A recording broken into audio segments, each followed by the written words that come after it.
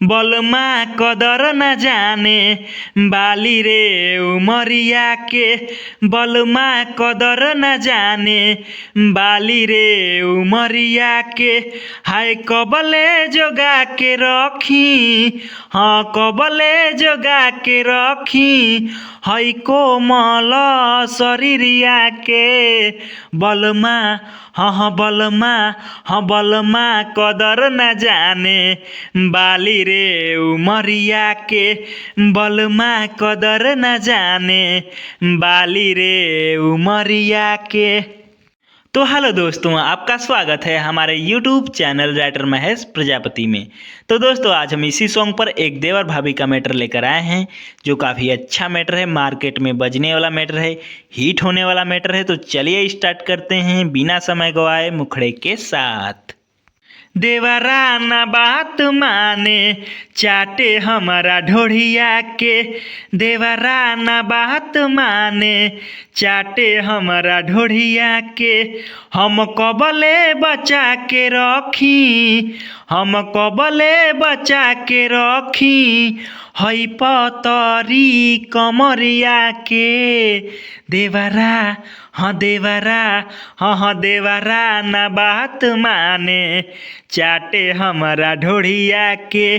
देवरा ना बात माने चाटे हमारा ढोढ़िया के। अंतरा फर्स्ट।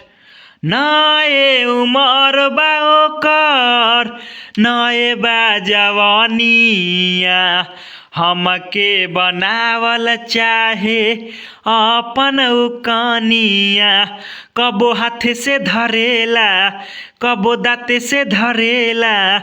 पिया कबले छुपा के रखी, पिया कबले छुपा के रखी।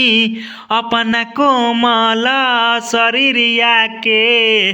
देवरा हाँ देवरा ना बात माने चाटे हमारा ढोढ़िया के। देवरा ना बात माने चाटे हमारा ढोढ़िया के। अंतरा सेकेंड। छोड़ी के महेश पिया गइल विदेशवा। तबे से कइले बाड़े घर में उ कलेशवा। हो छोटू कमर धरेला, हो हमके तंग करेला। हाँ कबले जोगा के रखी, हाँ कबले जोगा के रखी। हम तोहरा तिजोरिया के।